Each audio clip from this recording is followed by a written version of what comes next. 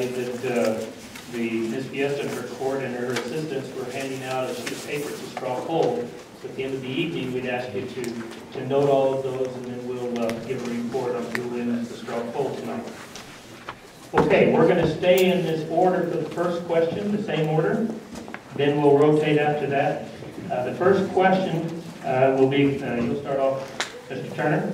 First question is, what are your plans to fix the financial problems of this state? We are broke. Yeah.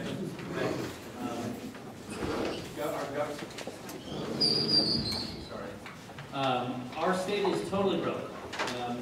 I guarantee you, almost, that our legislature will be back in Santa Fe before the end of the summer in an attempt to fill our budget hole. We are spending way too much, and there doesn't appear to be anyone out there who's got a spine who's prepared to make cuts.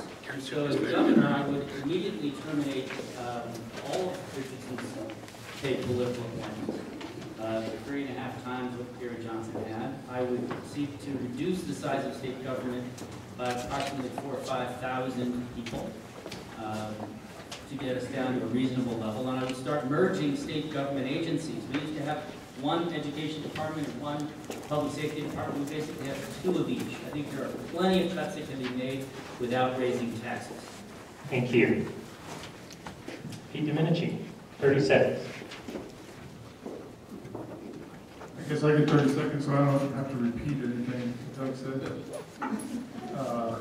But I will say, certainly we have to downsize government. I think we have approximately 3,000 open jobs that have been created through attrition. We need to eliminate those. And we need to work hard to grow the revenue side of the state of New Mexico, which means growing businesses, growing jobs, which will increase the revenue to Santa Fe. So it's 2 paths. Decrease the size of our government and increase our revenues. Thank you. Ms. Jones? Outgo and income need to balance. It's just really basic. Y'all have to do this in your house. We have to do it at the State House. All of those things, we can immediately eliminate all the observe and report commissions.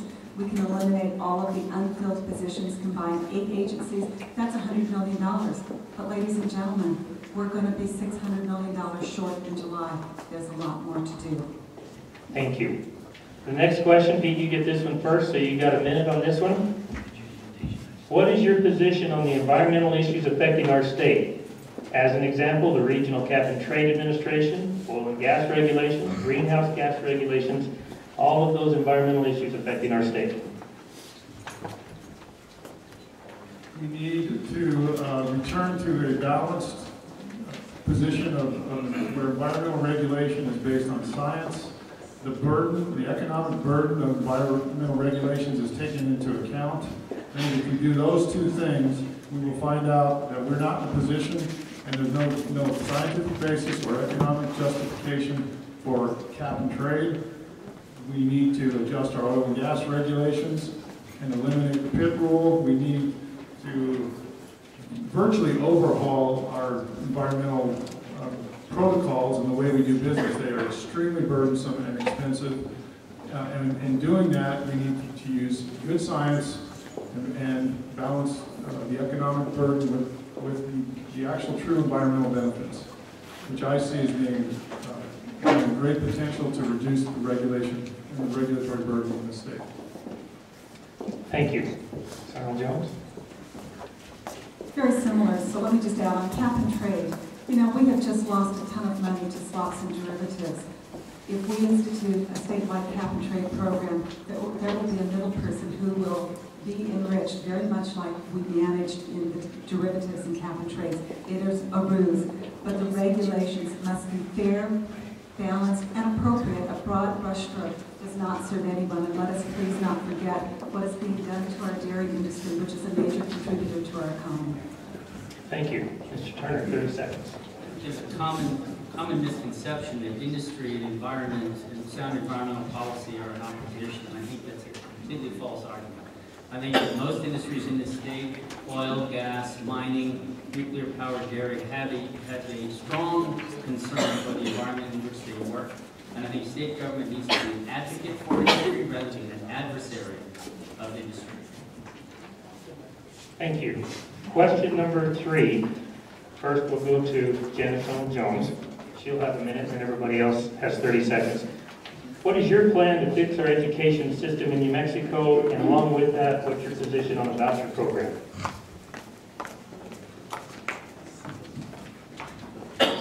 First off, I think vouchers are a good thing. I think we need to have more private schools. We need to have more opportunity. But the plan to fix education is not a silver bullet. It's many steps. Those steps include fixing our colleges of education, making sure that we have appropriate principal training, making sure that there's enough professional development, supporting our charter schools, making sure that curriculum that is not available in any school, any particular school, is available online, making sure that we are meeting students where they are, so that if you have a child that is surging ahead, that you give them opportunities to move ahead. Don't bore them to death.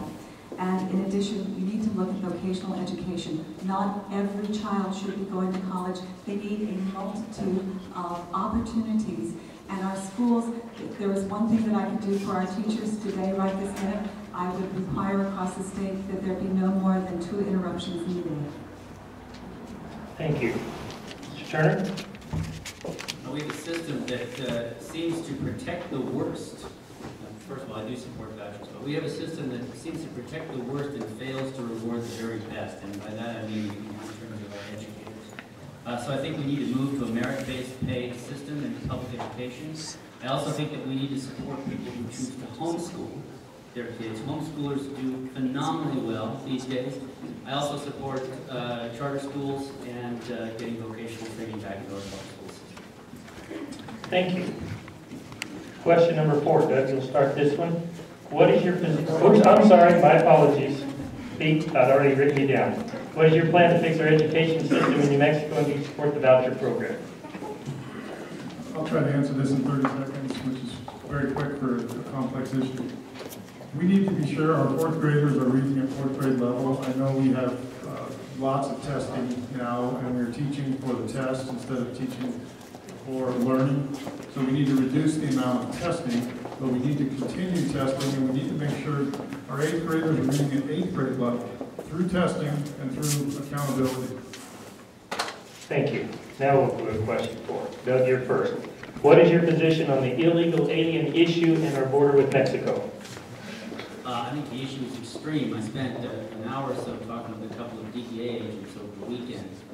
And they've confirmed what many of us know, that much of the organized gang violence and drug violence is coming from illegal immigrants from Mexico. I think we have to crack down on illegal immigration. I think we need to force the federal government to do its job, make sure that people aren't coming over here. And I also think that we have to get rid of providing legal driver's licenses to folks who are here. It's absolutely ridiculous that we are not required to show our own driver's licenses or IDs when we go and vote, and yet we're giving illegal aliens legal driver's licenses. But I would say that there have been programs in the past, such as the Bracero program, which has been beneficial to the agriculture industry. For people who come in, work, we take a portion of their wages in taxes, and then we know when they leave. So I think we need to look at how we can get back to those kinds of programs. Thank you. Pete? As a state, we need to protect our border. The federal government has refused to do it. As a state, we need to ensure we do not have sanctuary status throughout the state. We cannot have one county having it or one city having it. We need statewide to avoid sanctuary status. We need to provide additional tools to law enforcement so that they are entitled to and able to check immigration status and take the necessary steps when they find illegals during the course of their law enforcement activities. Thank you. Janice? This is about respecting our own laws. You know, when I go to another country, I respect their laws. Our laws need to be respected. If you want your laws to mean anything, they must be enforced. Legal means legal. That's what it means. We need to secure our borders. Everything that both Doug and Pete said, all of that has to be done. You know, the narco-terrorism is frightening, and I want to throw out one other thing. The fact that we have known that the communication system on the border does not serve our first responders is criminal in my mind. Our state should be ashamed. We have to secure our borders. Thank you. Question number 5, Pete, you'll be first. What is your position on wells and water rights in New Mexico? Water rights are a property right in New Mexico. They are recognized by our state constitution as a water right. We need to protect our water rights. Our state engineer's job should be to quantify people's water rights, not eliminate them, not reduce them, but to fairly and accurately quantify them in using an approach that does not take decades and decades, but allows people the certainty to know what water rights they own as property and allows them to do what they want to do with their water rights as private property. Thank you. Janice? And I concur that water rights are property rights.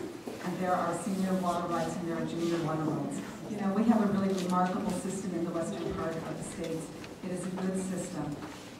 But above all, the state engineer is supposed to be able, not disable, they're supposed to protect, not eliminate, not prohibit. And all of those things are happening. But if you're on a piece of land, you have a right to the water beneath that land. Thank you. Doug? 16 seconds here. I agree with everything that both of my colleagues here have said. I also think that the state engineer needs to get out of the litigation business and stick with its mission of technical advisor and providing quantitative analysis of the water industry. Thank you. Question 6, Janice, we start with you. What is your position on the death penalty? It's support. What will you do to implement it in the future if opposed? Twice in the legislature, I have voted against the death penalty. And it is not because I don't believe that we don't have a right, or that the Bible says that you can't. The problem is, in all of the data that I have seen, $20 million per death penalty case that we may or may not win is too much money and is at the expense of actually putting other people in jail. I think we need to convict people and put them in jail, and those resources need to go there. If the process is improved, I would certainly consider going back to the death penalty, but I will leave you with one thought. There was nothing that I could see in any of the data that showed me that the death penalty prevented anybody who was going to kill somebody. They were probably going to kill them anyway. It just didn't make a difference. And so I chose to make sure that we could take as many of the bad guys off the streets as we could. Thank you. Doug? I actually believe that the governor should have the death penalty as a tool for all heinous crimes. There are some terrible, terrible crimes that have been committed recently in Albuquerque. The guy killed someone over a jar of chips with $1.50 in it or $1.30. The guy killed his 9-month-old daughter. Those kinds of crimes, the governor should have that ability. We've been very judicious in New Mexico in our history, and I think that with the right governor, we'll continue to be judicious, but we ought to have that tool. Pete? I support reinstating the death penalty that was recently outlawed by the governor. I am in favor of it for reasons of both punishment, because I think some crimes deserve the ultimate penalty, and I am in favor because to protect law enforcement officers and correction officers, if it provides any deterrent effect, and I'm not sure it does or doesn't, but I think their work is so valuable and their service is dangerous that we should provide every tool, including the death penalty, as a deterrent. Thank you. Question number 7, Doug. What is your position regarding Spaceport America? Well, if I'm not mistaken, the original legislation for the spaceport was put in place by Gary Johnson, a Republican governor. And in my mind, the vision for the spaceport, long-term vision, is not necessarily space tourism, but actually payload, commercial payload delivery. And so my hope is that the state can properly market the spaceport for payload delivery, satellites, that sort of thing, and that it can be an economic driver. But I think that's going to take some work, and for the detractors of the spaceport, it's not something that we can dig up. That would probably cost more than it costs to put it in, so I think we have to aggressively market it and make it successful. Pete? I agree, we have to aggressively market it. As part of that, I would like to see contracts, binding contracts with people who have expressed interest or made verbal commitments, which they may or may not live up to, so that the spaceport has a fundamental, reliable economic base. And then we can market it from that point forward as a real tool for the state of New Mexico and for this region. Janice? When Governor Richardson brought the spaceport to the legislature, it really looked like pie in the sky. And I did not believe and still do not believe that space travel is what's going to cut it. But in our state, we have the Office of Operational Response and Space Command. We have multiple communications companies and a number of energy companies.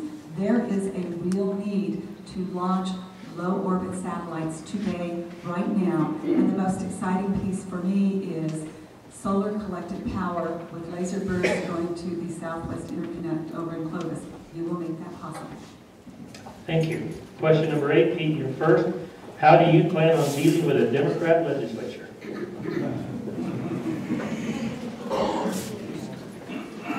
I've dealt with conflict and resolved complicated problems for most of my professional career. I think the fundamental approach is a carrot and a stick. I think as governor, thankfully we have, a governor has a stick, they have veto power, they have line item veto power, and I think there's also potential for a carrot. I think there are people on both sides of the aisle that are well-intentioned and can work out arrangements on some of these fundamental issues that affect the state. I think we've seen some of those people step forward and speak out. They have not necessarily been in the majority, but I think with encouragement and working with them, there's a likelihood of working together on many issues, and on issues that we can't work together on and we can't reach consensus. The veto power of the governor is something we desperately need, and we need a Republican governor, so we have that. Thank you. Janice? For me, one of the privileges is I have those relationships. You know, one of the best things a governor can do is to communicate with the legislature. Bill Richardson has not done that, oftentimes surprising the legislators, certainly not supporting them, not communicating where we are going. Good policy takes a lot of communication, and at the end of the day, we're almost always going in the same direction. The argument is how we get there. So making sure that we have those relationships and actively communicating is something that I would bring to the office. Thank you. Doug? Well, I agree in the carrot and the stick. I agree in using veto power.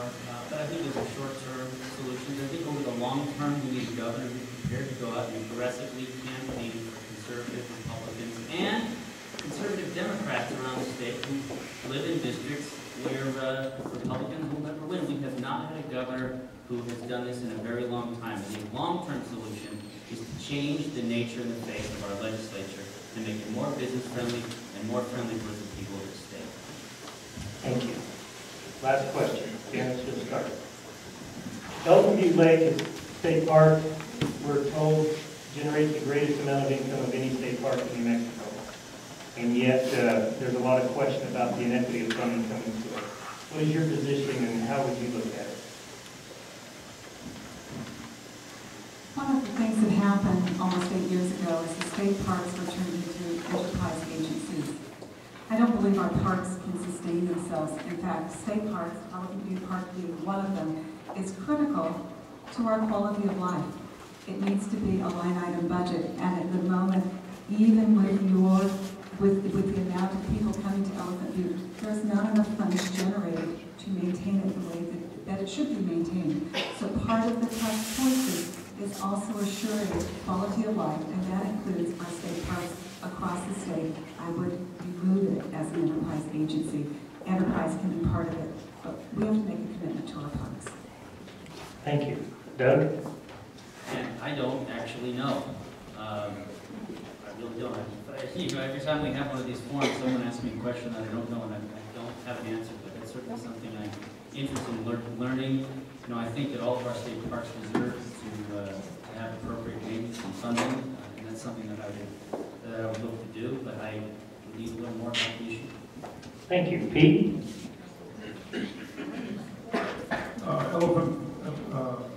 Butte State Park, as the question indicates, is unique within the state. It's certainly unique within the region, but it's really a statewide asset. It needs to be treated that way from a funding standpoint. It needs to have adequate funding to maintain it and also to develop necessary improvements. It is it's actually a state asset in many, many ways, more than just as a park, as for other functions that it serves. So it needs to be treated properly and funded properly. Thank you. How about it, everybody?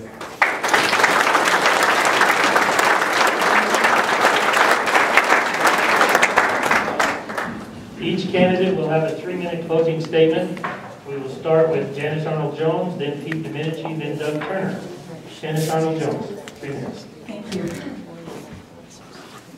State government is not just one thing, it is many things. Being the governor means not only setting the agenda, but continuing to push the agenda. It means making sure that we balance the budget, but also execute and provide the services in our state government. It is also setting the mindset. And that mindset needs to be ethical, effective, efficient government. Not too much, just enough. You shouldn't live to have this government take care of you. We should only be augmenting what we're doing and get out of your lives. We need to go back and review all of our regulations, all of our tax policy, top to bottom, because we are stifling growth in the state of New Mexico. One of the reasons that we are broke is because we have too many government sector jobs. We need more private sector jobs to even begin to balance it. As your governor, one of the things that I would challenge each small business to do is to add another employee. More important than even bringing in one-time shop large company. We've done that. Can you say Eclipse? Can you say Advent Solar? Your money's gone. It is time to start supporting New Mexicans and New Mexico businesses. If we are going to change this state, we must develop our own inherent economy. As your governor, one of the things that I will be looking at and focusing on is our infrastructure. We are energy rich, but we can't get our energy to market.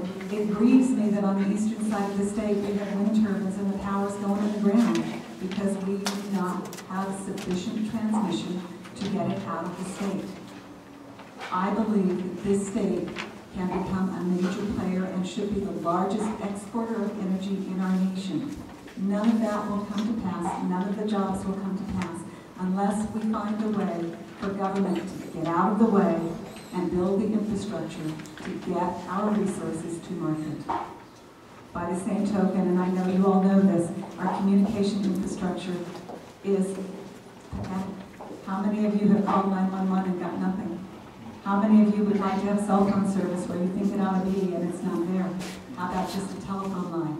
All of these things make it very difficult for businesses to start in the state of New Mexico. In other states, they are able to come in and they're reasonably assured within a reasonable cost. Those basic infrastructure pieces are there. In our state, we often say, great, come on in, but you have to lay 38 miles of energy transmission lines if you want your business to work. We need to do better. There is a vision out there. The state of potential to the state of prosperity. We can do this. I'd like your vote. I'd like to be your governor. Thank you. Thank you. Pete? I'm going to ask for your vote first.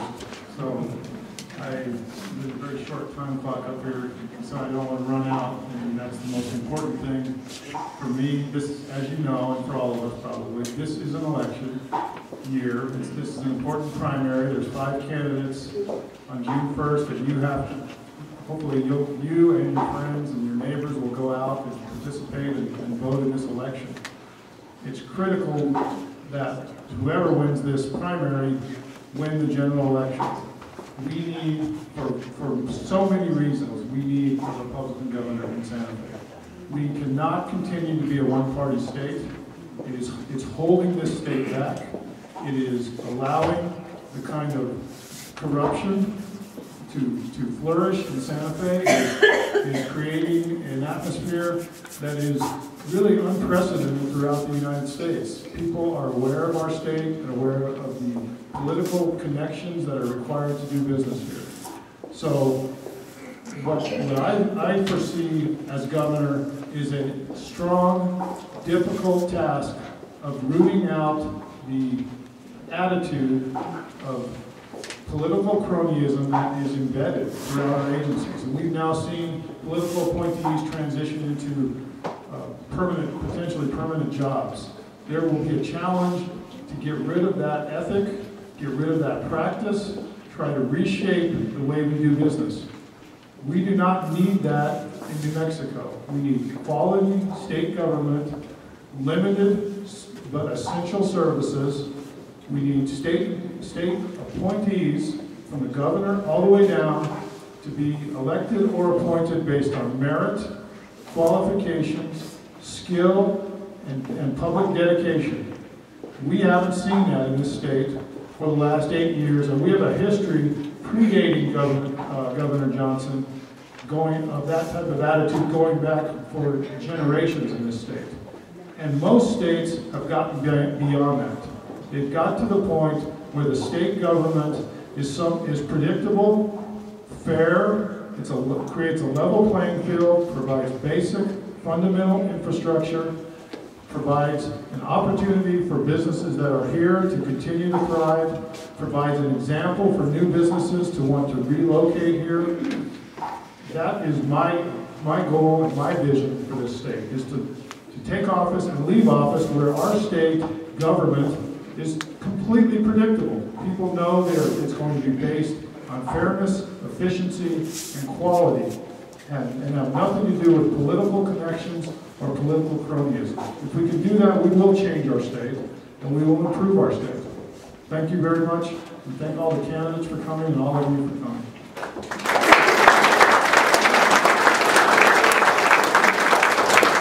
Doug? So how many of you sit in front of the television watching Fox or the news and talk to it? Get angry and tell the TV what you're angry about. A lot of people. I do that. Obviously, those people laughing at that. You know, that's something that we have done and Republicans have done, I think, in this state for far too long. We have over 300,000 registered Republicans in New Mexico, and maybe a third of them vote. And so, in many respects, we look at the problem that we are in today, and we have ourselves to blame, because we've sat around and we have not taken action. I'm not suggesting each of you has sat around, but many of us have. And I got in this race because I felt it was time to stop shouting at the TV and stop complaining at dinner over problems that we have in New Mexico and actually do something about it. And over the course of this campaign, and certainly over the course of my life, I've spent a great deal of time and energy actually taking action on the things that I believe are right. I have been a long-term advocate for school choice. I helped start the only private voucher program in the state of New Mexico, and I sit on the State Charter School Association Coalition Board. 2 weeks ago, I filed a lawsuit as a citizen. I went up to Santa Fe, paid my $132, and filed suit against Bill Richardson to stop the cap-and-trade bill that he was trying to enact without legislative authority. I think we can take action as citizens, and certainly running for governor today is one of those actions. I don't have a desire to be in politics for the rest of my life. I think that citizen service means you get in office, you do the job, you don't worry about what people think about you. In fact, doing this job properly means that you're going to make a lot of people angry, and I have every intention of doing that. And then it means going home. It means going back to your job and going back to your families and going back to your lives and hopefully leaving a place a little bit better than when you got there, and hopefully leaving it in a good place for someone else to come forward and continue what you started. And so that's why I'm running for this office. I never thought I'd be doing it, but I think this race is about some very, very simple things. It's about smaller government. It's about fewer state employees. It's about ultimately lower taxes and being able to compete with our surrounding states. It's about giving our children the kind of education they deserve and giving parents the choices about where to send their kids to school and the kind of education that they get. It's about creating an environment that is friendly to business. It's about reducing the regulatory burden on those of us who are in the small businesses and those of us in those larger industries in the states. You know, Ronald Reagan said that much is asked of those who are chosen to lead, but much more is asked of those doing the choosing. And so the burden is on all of you and the rest of the Republicans in New Mexico to make the right choice and choose a Republican with a vision for the state and a Republican who can win. And I ask for your support, and God bless you.